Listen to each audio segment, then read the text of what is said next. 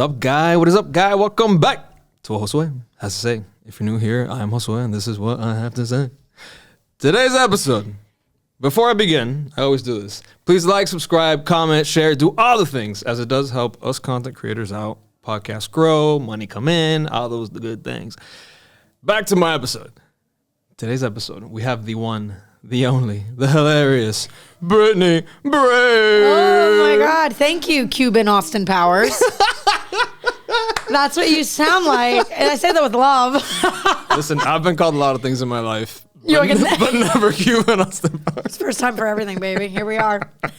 What's up? How you doing? I'm good. I'm like nervously removing my acrylics that should have been taken off 2 weeks ago. What's going on over there?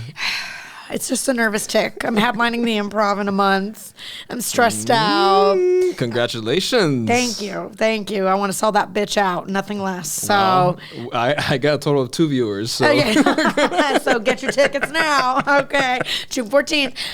No, man, I'm good. Busy, good, out of my mind, happy. Aren't we all? Yeah, here I am. Tell me more about Dania Beach Improv. How's that? First off, it's in Dania Beach, and I don't know where the fuck Dania Beach is. Right, didn't you? You grew up here. Yeah. Where the fuck is Dania Beach? I went to Dania Beach once when I was like 17 or something like that. Never been back. Are you for a vacation? No, I don't even know why I was up there. Yeah, that's. It was like a random encounter. In general, Broward County, everyone's like, "Why am I here?" Yeah. I'm just kidding. It's great. It's the newest improv here in South Florida. And I got a headlining date. I headlined Miami last year, sold it out. It was great. Amazing night. And it's a big room and it's a big look whenever it's the Improv. So I try to like space out when I do them. And then I was lucky enough to get offered a date. And I'm doing Dania Beach because I'm on the radio on Hits 97.3 now, and I'm servicing a lot. Congratulations again. How many times are we going to congratulate her by the time the podcast ends? Thank you. To take a shot every time I get congratulated. Yeah, so I'm servicing a lot more of that like Pembroke Pines, Hollywood area, and I'm just in Miami every single night, so I decided to venture out. So yeah, it's going to be good. You're such a great like radio person. Thank you. I haven't even heard you yet, but I can already tell like your voice and like the way you just amplify what you say and like things like I can picture you like. I'm not good at a lot of things, but I am good at talking. That's like the only thing that I'm really good at. I made an entire career out of talking in a microphone, so thank you. Yeah. Well, you know what? I think communication is everything in life. Like, think about it. Yeah. Like, if you can communicate the right way to the right people, everything's in the palm of your hand. I always say that. Like, I'm always like, good writers and good talkers, like, you can almost bypass not having a skill or knowing what the fuck you're talking about. That's it. That's all the skill you need. Yeah, like if you sound articulate and you speak with conviction, like you can convince people. Look at how stupid fucking British people are. But people listen to them because they have the accent. They also overuse the word brilliant. Everything's brilliant. Yeah, brilliant. I'm like, relax. Like nothing is brilliant in America. That's why we don't use that word. We're like, it's okay at best. We'll get by. Yeah, but British people are like, phenomenal. Brilliant, amazing, splendid. I'm like, nothing is splendid. Maybe they're Splenda in America because everyone's fat and diabetic, but nothing is splendid. Okay. I don't know how I'm gonna get through this podcast without laughing. Good. That's my job in life. It's my calling. So Brittany and I, we met on the set of Only in Dade. Mm-hmm. We met with the Only in Dade peeps. We we filmed a few things together, had some laughs. Made a lifetime bond. Trauma bond. Mm-hmm. Shout out OID. Sure. Yeah. Shout them out. They need more attention. You can let this air. Don't edit this out. Come at me, bro. All right, you know me. I'm sorry.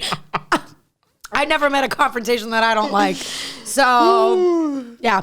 Yes, but that is where we met. And I liked you immediately. I was like, he's so smart. He's so articulate. Thanks. Sometimes. Other times, our talk's good. Yeah, same. I do the same thing. Sometimes I'm like, am I having a stroke? Like, what's happening? Did I feel the FCAT? But yeah, that's where we met. And it was a nice time, nice working experience. And then we stayed in touch afterwards. Yes. And now here we are, 2 people in Miami making shit happen. Making shit happen, baby. 2 people who haven't been to jail yet in Miami. Well, no. Have you? No, just kidding. Okay. I've been to jail in New Jersey. How's jail in Jersey? Not good. It was one night, and it was because I dated an abusive maniac, and I had to call the cops on him, and the cop showed up in my apartment, and he was like, I don't know who started this fight. And I was like, totally. Like the 6'3" drunk maniac coked out of his mind. And you're like 3'8". I'm like 3'8", and I'm like covered in bruises, and the cop's like, to be fair, I don't know who started it. And I was like, that's a good call. So then I went to jail for a night. That was fun. It sounds like Jersey. It's very Jersey. It sounds very Jersey. Yeah, he's like, I don't want to assume anything. And I'm like, okay, buddy. So yeah, 2 people that haven't been to jail, but one of us has, but in New Jersey.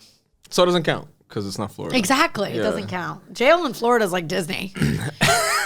Have you been to TGK? At least What's TGK? TGK. What's TGK? It's the jail right there on, where is it, Doral? Is that considered Doral? I think it's Doral. TGK? Yes, that's where everybody goes. You get arrested, like anywhere in Miami, that's where you go. What does TGK stand for? That's a good fucking question. Because it sounds like a toxic fraternity. Like you're rushing TGK. Well, let me tell you. It's not that. Yeah. Oh, wow. TGK. Is it like juvie?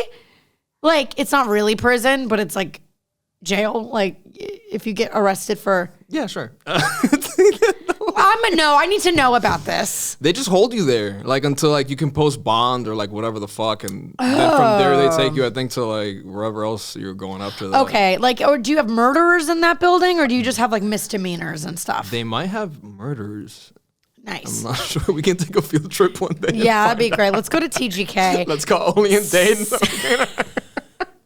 We might find some people from that team inside TGK already, actually. Okay, well, men in Florida, I'm available to go on a date at TGK. I feel very comfortable in prisons. You were in one when you were in that relationship, so. Exactly. A prison in a prison. So, okay. Bro, so let me go back to the OID days. Oh, right. We had an outline. Right. Yeah. Whoops. Yeah. No, I love how this is going. Yeah. Bro, I went on those, like, I don't even know what the fuck to call them, the man on the street type of shit. Yeah. Like, you know, with those crazy fucking Miami people. I hated it. I thought it was awful. Did you enjoy that? What the fuck was that? I love man on the street stuff. It? I think it's funny. I think you're always going to get gold. I think man on the street stuff is gold, but I think as a content creator or a comedian, it's pretty lazy. Yeah. And I'm both of those things. I'm someone who's done a lot of man on the street stuff. I've done a lot of men on the street and TGK. I do think it's lazy though. It's lazy comedy because the thing is like you're ambushing people who aren't comfortable in front of a camera and you're literally out in the streets. Like you're going to get something funny. Yeah. So it's a little lazy to me. Like OID or not. Like I just think in general. Yeah. It's a cheap It's a cheap laugh. Like obviously they're going to say something off the cuff. Like they don't know how to be on camera. And I did do some of that for Only in Dade. And because it's Miami, everything in general is 100 times more chaotic. It's 100 times louder. It's 100 times more chaotic.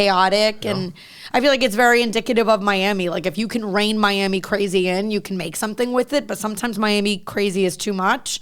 And you're like, this is too far gone to even make sense of it. You're just left with this like fucking tray of shit. And you're just like, what the fuck do I do? Quite literally. That's how doing stand-up down here is. Like, it's like some nights it's the most fun place to do comedy because it's so chaotic. And like I said, if you can get them and wrangle them, it's really fun. But there's a lot of nights in South Florida, Miami specifically, where they're too crazy. They're too drunk. They're too Miami. And you're like, bro, guys, you're being rude now at this point. You got to show. Yeah. Like if you're going to be disruptive during the show, at least when I engage with you, play along. Don't just like keep steamrolling through the show. I've heard that a lot from different comedians and just from people in general that are in the comedy scene, how Miami's like terrible for comedy. Like people just don't fuck with Miami for comedy. Yeah, a lot of national headliners and famous people didn't fuck with Miami for comedy for a while, and I can see why. Like I started stand-up in New York, and when I first came down to Miami to visit on holidays or whatever, after starting stand-up, I dipped my foot in and I did some open mics down here, and I hated it. Like I was like, I didn't think... Shots fired. I didn't think a lot of the comedians that I had seen, I can't remember really who at this point, so not like I'm going to drop names right now, but TGK, but take me to TGK for name dropping. But like I wasn't impressed by a lot of the comics and I hated the crowds. And I kind of never saw myself living in Miami because I was like, the comedy scene down there is non-existent. The crowds suck. There's no industry. So I see why it got that reputation. But I'm actually making a documentary right now. Are you? Yeah, I'm executive producing and directing a documentary. Look at you. Thank you. I'm stressed, but Congrats, shot. thank you. Congrats. Ketamine.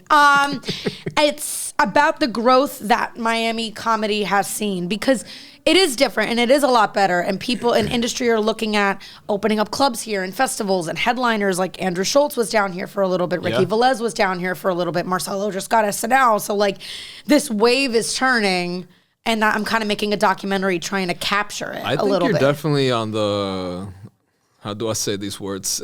On the, work. You're one of the people that are doing this. You're one of the people that are helping this happen. I definitely think so, dude. Thank you. I appreciate I've been that. seeing since we started working together your growth, and it's palpable. Thank you.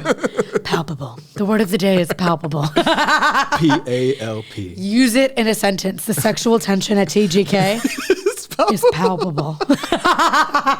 Brittany's comedy career is palpable. Thank you. I appreciate that.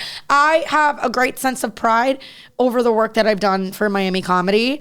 Ups and downs included and everything. I know for a fact it's one of those things that I do feel comfortable being like I've made Pioneering. That was the word. You're pioneering. That is not palpable at all. What is? No, I'm saying like you're pioneering this movement. Like you're leading this movement. You're pioneering. This movement. Thank you. I'm a tiny pioneer. I'm Napoleon. I have a Napoleon complex. Yeah, I'm very proud of it. I did not set out to do that when I came back down in Miami. I was still living in New York. I was going back and forth for a while. I wasn't like, I'm going to pioneer this palpable comedy scene. Yeah, like at all. I just did my thing. And then before I knew it, I was like, oh, I'm like kind of a leader here. And I'm proud of it. So I'm hoping that this doc will be something that'll get the rest of the industry to pay attention and look at us differently and see the talent that's worth paying attention to here. That's awesome, dude. Yeah, thanks. We'll see. So, yeah. You're also on Amazon, right? You got a little series on there? Or? I have a web series, The Disastrous Dating Life of Diane Damone. Now, is that a documentary more? A little bit. How'd you know? Yeah, it is. Like, Diane is me and I am Diane, and it's about a single aggressive Italian girl who loves hard and leaves hard, and it's you. Yes. It's not about me, believe it or not. It's about the creator, Joe Conroy's best friend, Lori Roma. But her and I guess, are like separated at birth and just very similar. And when I read the script, he's like, I see you as Diane. And I like didn't know whether to laugh or scream or cry. And I just was like, yeah, this is me. So that's why it was very easy to play her. But we have season 1 out. We might have a season 2. It's on Tubi, Roku, Prime, IMDb TV. It's on a couple places, YouTube, Vimeo. Yeah. So congrats again. Thank you so much. Thank you. You're just reading off my IMDb profile, my Wikipedia. Dude, you just got so much going on.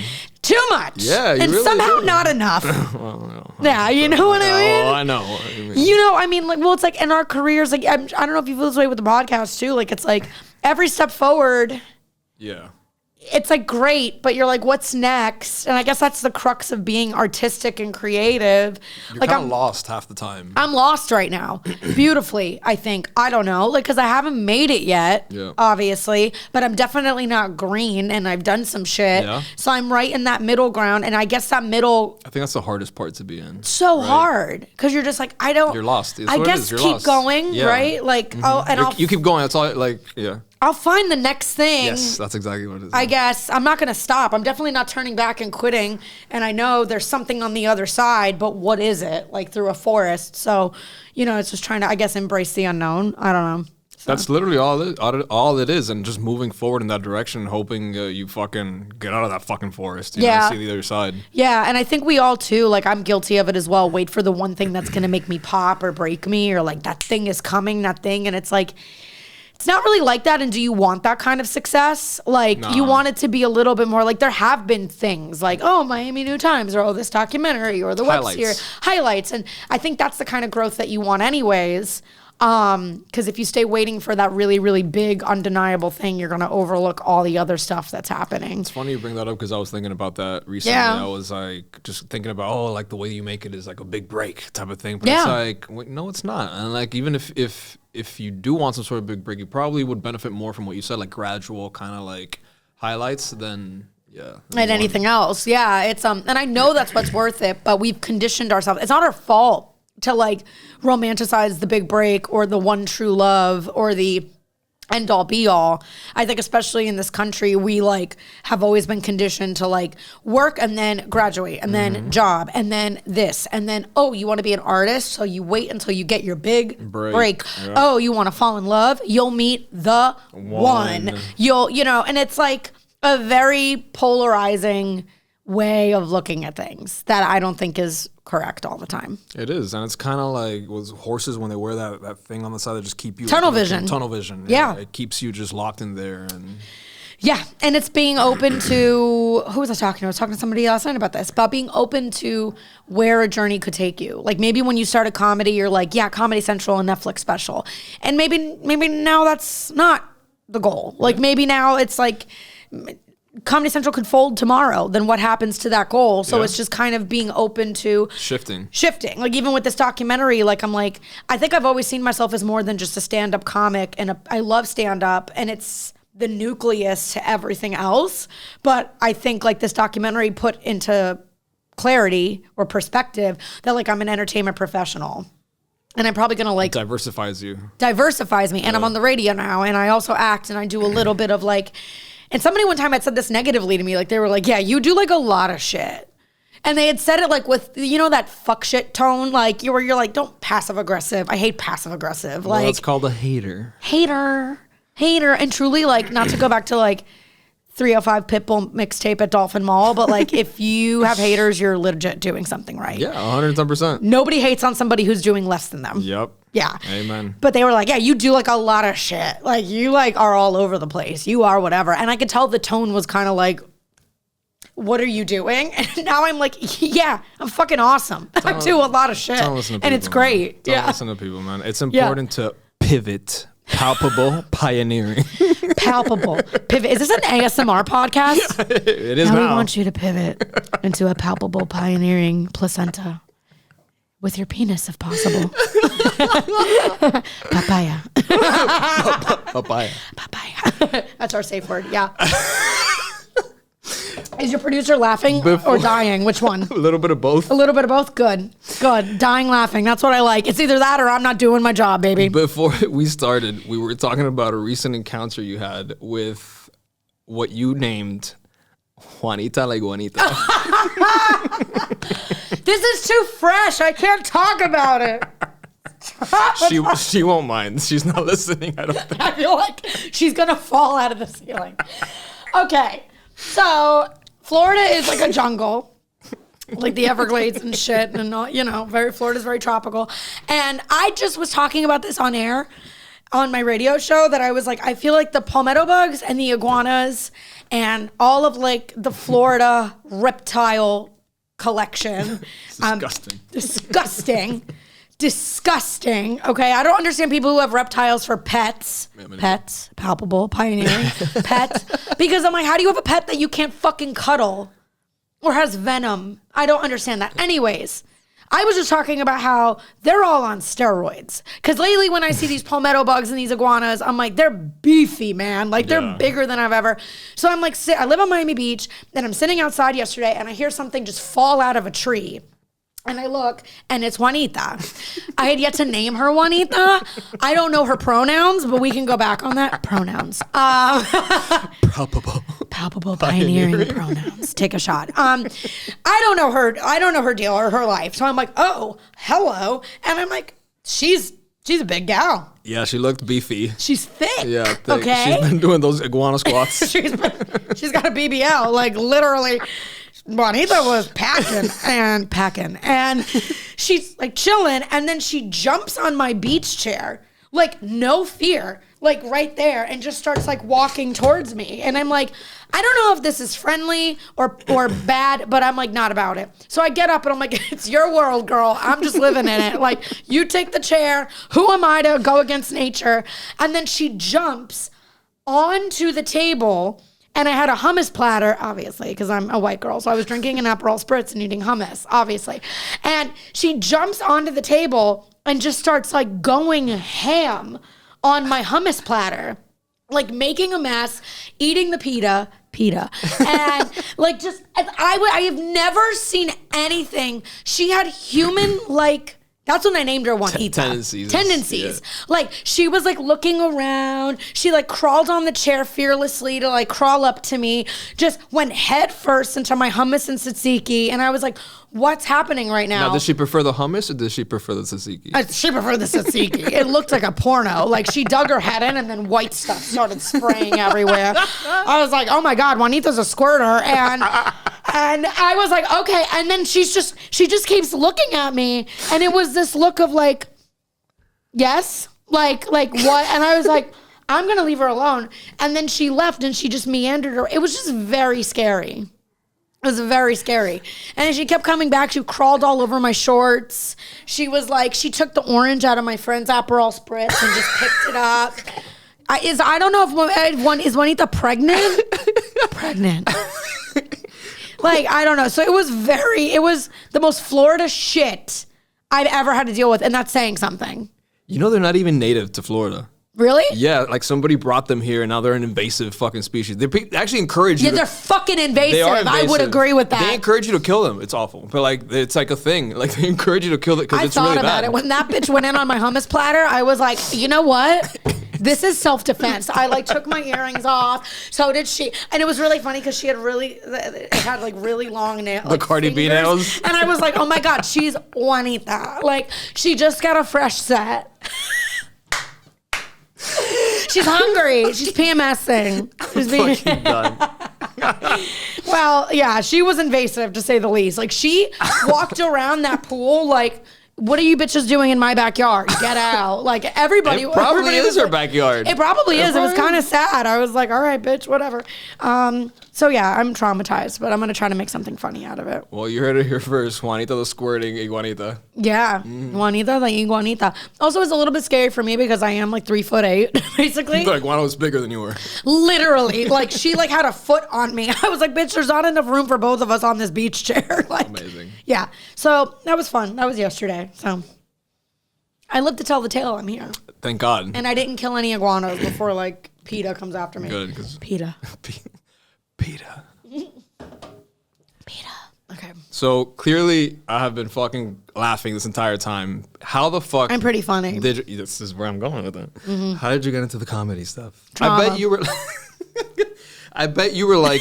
Well, think about like high school, middle school. Were you like the class clown type of thing? I was both, and I still am today. I was like the nerd. I was class president. All four president. I cannot do it. What's going on with it? I don't know. I have to like ASMR every word that begins with P. Palpable president, pioneering. PGK. I love your producer. Thinks I'm very funny. June 14th, Dania Improv. Now, I was both. I was the goody two shoes, straight A's class president, and then I also was the class clown. I was the class clown in denial. No. What do you mean denial? I was the goody two shoes in denial of the fact that they were the class clown. Ah, yes. But also the class clown that was like, I can stand out by having my shit together like the goody two shoes. And I think that's still true today.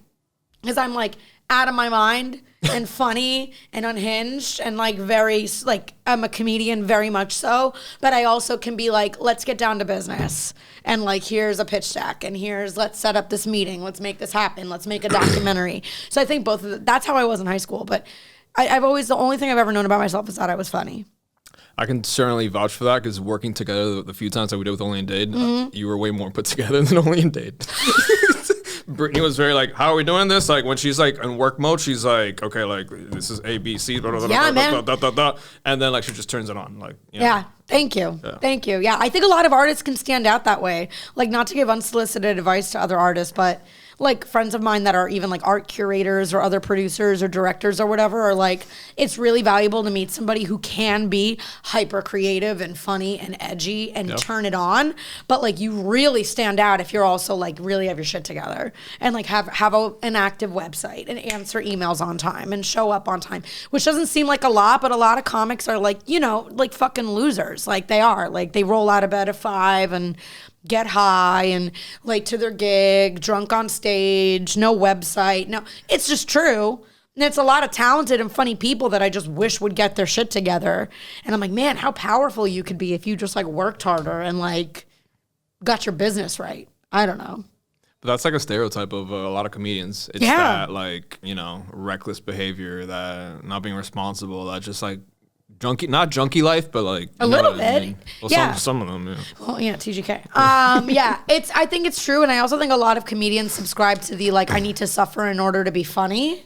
And I also don't think that that's true. Like, I think there's... It's not untrue, but it's not true either. Like, it's not exclusive. You don't have to be miserable in order to be funny. Correct. Like, there are ways that I am, like, batshit insane, and my head works on overdrive. And, like, I will say, like, ever since pursuing art and, like, pursuing my own artistry and doing this full time and being a comedian, I feel... God, I hate the term empath, but, like... I hate that term. It's very overused. It's so overused. Empath.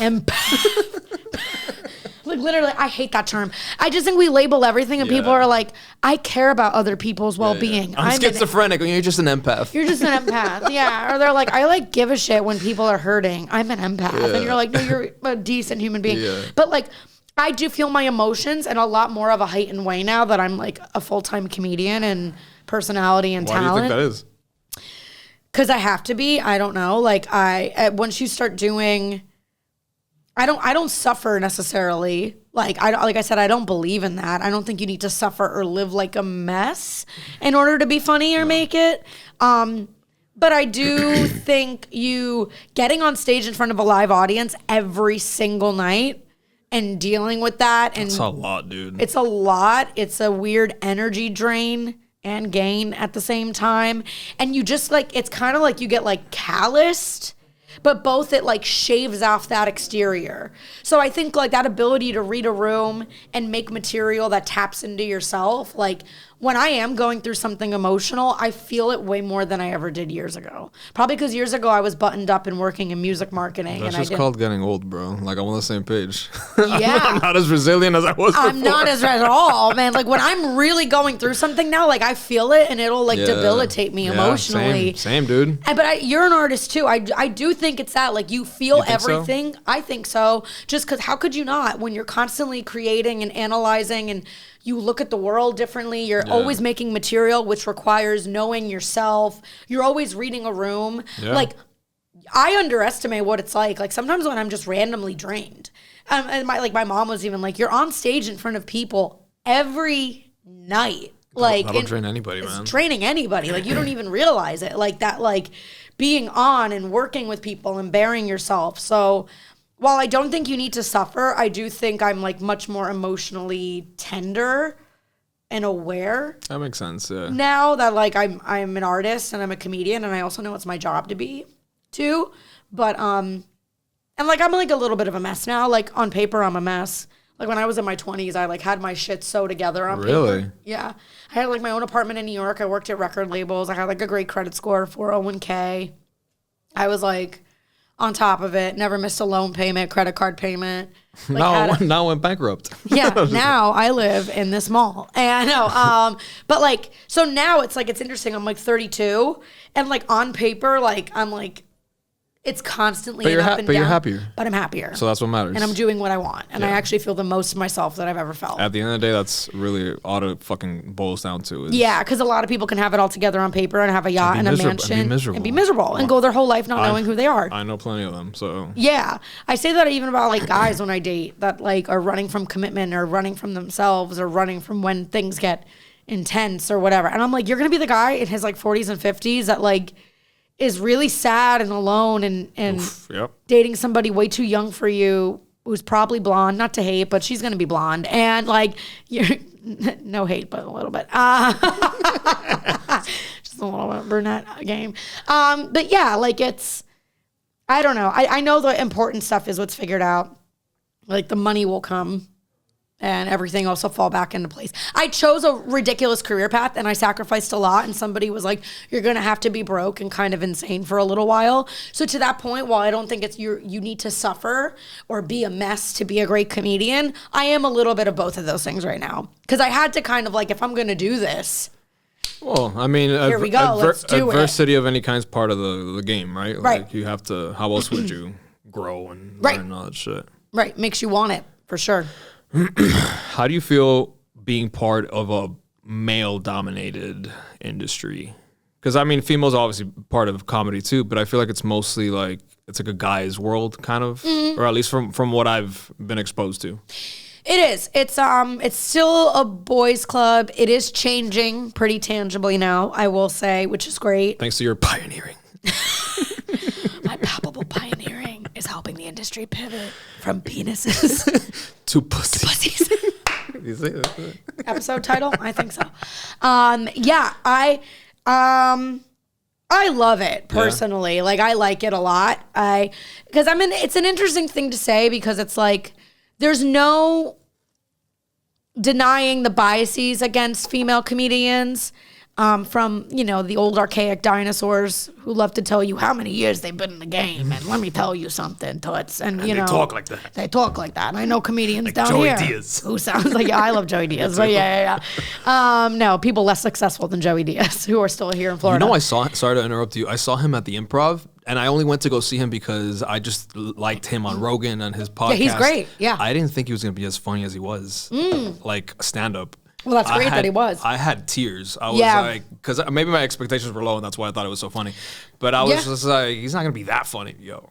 Yeah, that's great. Yeah, at some point when you've been doing it that long, you're just like undeniable because you're just so comfortable up there. But that's across the board with stand up. A lot of people go to stand up comedy shows and they're immediately like, oh, is this gonna suck? Mm-hmm. And they gotta have a point because sometimes it does. But it is a boys' club still. It is changing. It is very frustrating because those biases are everywhere, and you see it in our pay, in our bookings. There are less spots at comedy clubs for women. It's very rare that headliners at the Improv specifically request women. It's often men. It's also there's like a not demographic, but like I didn't know that they differentiated. Like they request men. It can't. Yeah, it's like a casting couch. It's like anything else. And like sometimes they request women. Sometimes they request gay openers, queer openers, and stuff. It's not as often. And it's just notoriously hard in general because they see you and they immediately are like, is this going to be good? Is she going to be funny? And then even if you do kill, you get some backhanded bullshit compliment that's like, I didn't expect that out of you. And then you're like, okay, like, like it's... What the fuck are you expecting? What the fuck does that mean? Yeah, I love making them uncomfortable and being like, then what did you expect? And they're like, and I'm like, no, say it. Like you're a girl and you came out and you're like really short. And I'm like, those two things obviously in your head equal not funny. But I will say, if you play this industry correctly and you just work really hard, and I'm speaking to other women comics and women who want to get into comedy, the truth is people will tell you from the second you start stand-up that funny is funny. That's it. Funny is funny. And as we know, there are tons of globally renowned female comics, very famous, successful female comics that are breaking through the industry. Mm-hmm. And I think that's a good mentality for everybody, but specifically female comics to have, because then it allows you to put the focus on your craft and absolutely nothing else. Like, yes, there's all that bullshit. Yes, you won't get paid the same your male coworkers will. Like I've personally had that a ton of times. Or you'll get passed up for things. You'll get disrespected. It's a lot harder for you to get in the clubs. All those things are true. Those things are very, very true. You'll get doubted, all of that. But if you really focus on just being funny and just being undeniable and working really hard, you will succeed. And then it won't matter whether you're female, male, or however the fuck you identify or whatever the fuck you are. Mm-hmm. All that matters is you show up, you kill, and that's it. Funny's funny. Like funny is funny. And a lot of the career advances that I've had I've had a lot of women have my back. Ellie Rodriguez is one of my best friends down here. Melissa Echevarria, who's the GM at the Miami and Dania Improv, is amazing and looks out for women and is just awesome at what she does. And I've opened for Jessica Curson, who is one of the biggest comedians and champions of women and everything. Like, I've had a lot of women have my back. I've had a lot of men have my back career-wise because I don't know. I just think I like being a woman in a male-dominated field because if you can get to that point where your results are there and you're just a killer, it's just kind of cool because the boys do look at you differently. Like they respect you. They respect you and they know now not to like kind of fuck with you. You're not just a broad. Right. Exactly. Or like a newcomer or you'll figure it out or like whatever. Like they see that you're like, yeah, funny's just funny. And so I encourage women. I'm like, it is very cool when you have success in a male-dominated field to be like, look, I cut through all the bullshit. Yeah. But also, like, just focus on being funny. don't worry about your outfit. And you'll get there, yeah. Or flirting your way, or who wants to fuck you. So some weird booker's always going to want to fuck you. Some weird male comic is always going to make a move on you. Some guy is going to book you to fuck you, but make it seem like he's booking you because you're funny, and you can get upset and you can get frustrated at it. But the way you beat that is you just show up and kill. And play it, yeah. And show up and kill. And don't fuck him. And don't. Or do, but don't fuck own him. it if you do. I don't know. Like, it's just, so funny is funny. Yeah. Yeah. So that's a really good way to put it. Yeah. Yeah. And it's like, if you operate that way, other pros, male or female, will see that too. Yeah. How do you deal with hecklers? Because I've seen you post a few, and she's really, really good at it. How did you get upset up there? Like, what's No, they usually make my show even better because I'm really good. People like it too. Like when the comic has like a quick, which you're fucking super quick, come back towards the heckler, like it's like, oh yeah, they love it, especially in Miami. They love like people love drama, don't you? They love drama. They love a pop off. They love being a part of the show and everything. But I love hecklers, really, I do. I mean, I love them when it's like. I don't consider a heckler to be, I consider actually a heckler to be somebody who is interrupting the show at a negative expense. Like, just being a dick, like, those are hecklers to me. Like, I've had people heckle, like, yeah, shut up, not funny, fuck you, or whatever. I remember specifically the Jesus Christ lady you posted. Oh, yeah. She was great. She was something. May she rest in peace. I killed her. Metaphorically that night. Yeah, she was like, no, like there's certain, like, I think heckling is when it has like a negative connotation, but a lot of times with the way that I am on stage, I invite that kind of interaction and I really don't mind it. And it adds to my set. I want them to feel like, I've had people heckle just because they're like, oh my God, me too. Which is, I guess, technically heckling, but if it's harmless. Well, if it's positive, whatever. But if you're being combative and no one's even talking to you, it's like, why are you back? It's a show. Just right. Get up and leave if you get offended or whatever the fuck. At this point, it's like, I really embrace them. Like, if they're going to be like that, like my one strong suit is like, I'm very good at improv and I'm very good at crowd work. So heckle me, like, I dare you. Like, it's like, I can handle you at this point. There's very few things that you could do outside of, like, I don't know, throwing a beer at my head or like, so, and even still I'd be like, try me, bitch. Then like, they'd end up at TGK. Exactly. And I would end up with a free beer. So win-win. But yeah, I don't mind it. Like, I like them feeling involved as long as it's just don't make it weird, man. That goes for comics too. Don't make it weird. Don't be like, yeah, fuck you. I'm up here giving you my art. You keep fucking talking. Yeah, like, it's like, don't fight with the crowd. Like, just keep on. Yeah. Yeah. Nobody get angry. Like, just yeah. Also, why are you going to a comedy show if you're easily offended? Like, what the fuck are you like? Just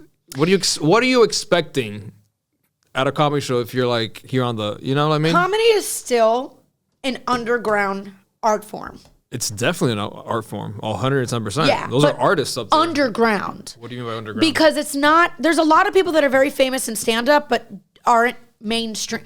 Not a lot of, a surprising amount of people don't regularly go to stand-up shows, or you would be surprised how many people are like, I've never been to a comedy show. That's true.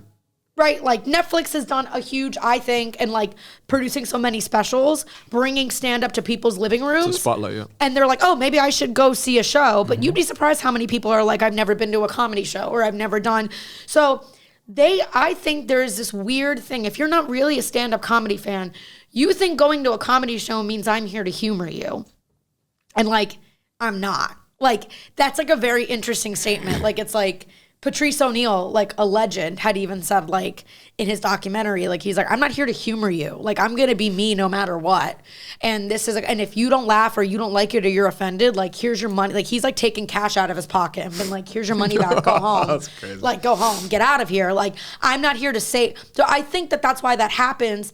They think comedy show, and I think they just think, I'm going to hear everything I hear is going to make me laugh, and everything I hear is going to be my kind of funny, and everything I hear is going to subscribe to exactly what it is. To my beliefs and to my, yeah. But don't we all think that, like, when we, like, get into disagreements with people, like, you see people fight on Facebook, and I'm like, who gives a shit? Just let them disagree with you. Like, move on. Move on. Like, there's always going to be right and left and liberal and conservative and black and white and night and day, and it's always going to, but it's like, you fuck yourself over when you get in this mindset that everyone has to agree with you or your way is the right way of thinking or living. And I think that translates to comedy. They're like, I'm going to hear a bunch of stuff tonight that I agree with and is all hilarious to me. And it's like, no. You're not. You've never had a conversation with somebody where they've said something and you're like, oh, wow, I don't agree with that. That's like, it's just amplified with stand-up. So, yeah, you wonder why they're at a comedy show, but then you realize, like, oh, they're not really comedy fans. Because, like, if they were, they'd be able to see the art in all of these jokes. They're just like, absolutely not, abortion is wrong. And you're like, you can totally think abortion is wrong. It doesn't mean you get to yell at me during my set when I joke about it. Like, you're not that important, bro. Absolutely. Like, so it's, I think comedy for both the comedian and the audience requires a lot of, like, pull our heads out of our asses. Yeah. Like, as a comedian, it is my job at the end of the night to, like, do my job and make people laugh and kind of take my ego out of it a little bit. But as an audience member, like, meet us halfway and be like, it's not always about me. I might hear some stuff tonight that I don't like. And that's okay. I just won't laugh at it. People just go like, feeling entitled. Yeah, that's what it is. Yeah. And it's like a weird thing that not everybody does. So they don't understand what goes into it, how hard it is, how many factors they don't get it. So they're just immediately like, that guy wasn't funny or she sucked. And it's, you know. There's also a level of detachment, I guess, as a crowd member you have to go in with and not. You can think something's funny and not identify with it, right? Like, let's say a comedian says like a racist ass joke up there. I'll laugh because I think it's funny, but that doesn't make me a racist. You know what I mean? No. Or like it doesn't. Or let's say like they say it about Cubans. I'm Cuban. I'm gonna laugh. And if I don't find it funny, then I won't laugh. But I'm not gonna sit here and be like, I've laughed at some. Believe they said something about Cubans, like.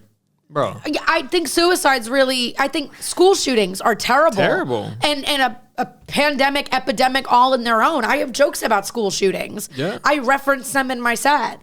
And I know it makes people uncomfortable and I know it, but that's comedy. It's not the opera. It's touching on those taboo, like, you know what I mean? Yeah, and just because I'm joking about it or I'm bringing it up during the set doesn't mean that I'm like, haha, kids got killed. Like, no. Like, it's, if anything, if I'm talking about it, it's because it's important. And it kind of, if we just had one. Correct. I've had comedians down here and people be like, I had an audience member one time be like, we just had one. I can't even believe you're even talking about this on stage. And thank God another audience member had my back and they were like, we've had like 3,000 like in the last like year. Like, where have you been that we just had one? And I was like, yeah, that's all the more reason that I need to like write about it and talk about it and provide commentary. Like, what do I, like, just ignore? No, absolutely not. The fact that it just happened and like also allow comedians to figure out how to talk about those things on stage. Don't immediately judge them if right out the gate it's not the smoothest, tightest bit. Like, everyone here is navigating and trying to get out that forest. Yeah.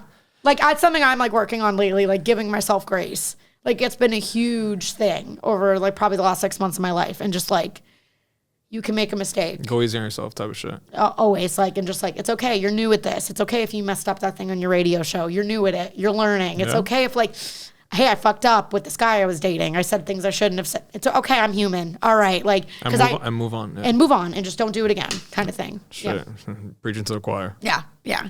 It's important, going back to like the school shooting thing you said, to deal with like dark things like that with levity too. Like, how do you move forward just being so like uptight? Like, it's a terrible, heinous thing. But like, there's a level of levity that you have to like, for example, like look at like Jewish people. Like, what's a big theme of Jewish people? Their humor, you know, usually, they probably had to build that humor to get over like the terrible shit that happened. You know what I mean? Like, it's part of life and part of moving on. You take things with stride and with a lightness. You know what I mean? Not just being like, oh my God, I can't believe you like. Yeah, yeah. It's humor should be a release, and I just think comedy is telling the truth, and it's kind of like it's like swallowing the truth with a spoonful of sugar. Yeah. And the spoonful of sugar is the laugh. The laugh. Yeah. And is the interesting take. And if you just allow it, I almost think like whenever like audience members can't or people can't accept a dark joke, it's just projection. It's well, you just haven't accepted that this is the reality or that this might be true with it. I talk about abortions and domestic violence and everything in my act, and like, not to make, but like, old school, older, married, baby boomer, Italian and Cuban women or Hispanic women, 9 times out of 10 are the ones that are like, Yeah. And they go cross themselves outside. Like, oh my gosh, she's like a lot. Like, oh my God, like what? And I also have to accept that it's like, because it's happening in their home. Yeah. Because she probably had an abortion that nobody in her family knows about. Yeah, there we go.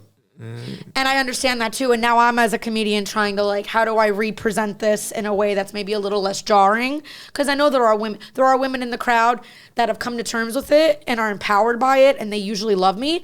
And then there's those women that are still okay with it because kind of want to hate me because like they're like, I wish I could be that like okay with it, and like and they're not. So, but you have to have empathy for both of them and figure that out. As an artist, I think you do. Yeah. So, yeah, I just think comedy's telling the truth. That's always what I've thought. Comedy's beautiful, man. What was that quote? It was something about a society without humor is a fearful society or some shit like that. Yeah. I don't know. And it was like said so. It was just so perfect. And I was like, wow, this is so fucking good. That's so true. Yeah. If you can't laugh at it, you're full of fear. Mm-hmm. Yeah, for sure. Brittany, you are amazing. You are hilarious. Thank you so much for coming. I am perfect. See you at TGK later. With Juanita like Juanita. No, God.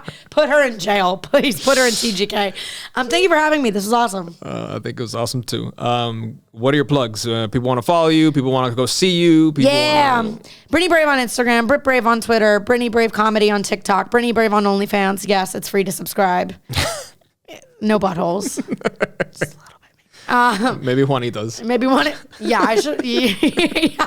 Oh, God. I'm actually going to put the video of Juanita eating a tzatziki very like sensual. Essentially. And sell it for $5.99. Yeah, I'm June 14th, Dania Improv. If you're here in South Florida, come to it. I'm taping it, and I'm also premiering the trailer for the documentary. It's not going to be live. It's going to be at the show. So, yeah, it won't be live anywhere else. So, you're going to get to see a sneak peek at the documentary that night. Amazing. Amazing. Thank you, everybody, for tuning in. I hope you enjoyed the show. And that's all the time we got for today. My cafecito just kicked in. I'm like, yeah, let's get it. Now? Yeah, I'm sorry. What were you running on earlier? Cocaine. See you next time, guys. Have yourselves a good day. And like always, no se metan con nadie para que nadie se las meta. No se meta con nadie para la pinga. Pinga. Bye.